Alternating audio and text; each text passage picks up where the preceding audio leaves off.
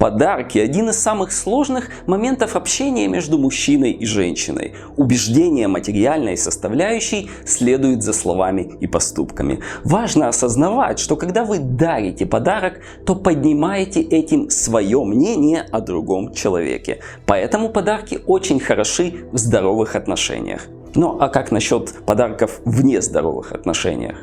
В этом случае кажется, что все диаметрально противоположно. Но даже это не помешает вам вести себя как взрослый и где-то состоявшийся человек в плане тонкого, но в то же время такого простого искусства подарков. Эту тему и разбираем. Психология отношений в плане подарков.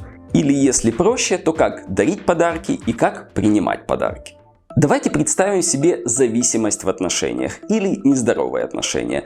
Один партнер бесконечно одаривает другого, и удовольствие другого ему не важно. Свое мнение о другом он не улучшает, потому что все равно видит не реального человека, а фантазийный образ.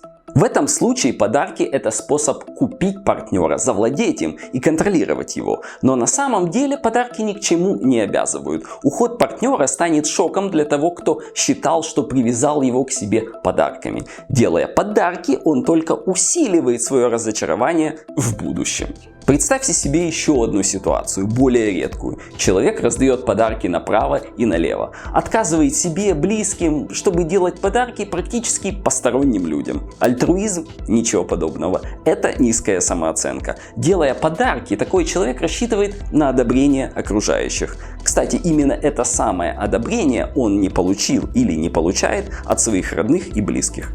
В этих двух ситуациях видно кое-что общее. Подарки являются платой. Причем платой они являются только в воображении дарящего. Получатель вовсе не считает себя обязанным. По крайней мере, не должен себя таким считать. И это ключевой момент.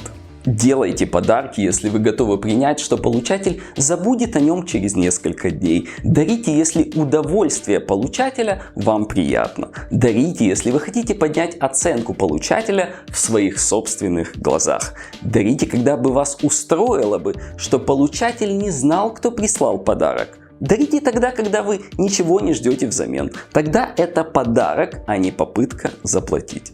И наоборот, следите за собой, когда вы принимаете подарки. Если у вас возникает желание отказаться от них, то, вероятно, это проявление ваших страхов. Вы боитесь попасть под контроль дающего, а заодно, в силу низкой самооценки, считаете подарок незаслуженным. Сталкиваясь с подарками, рассматривайте свое поведение, чтобы избавиться от страхов. Подарки не обязательно должны быть в коробках с лентой. Когда вас пропускают в лифте, это тоже подарок. И здоровый человек принимает подарки без благодарности и с легкой улыбкой.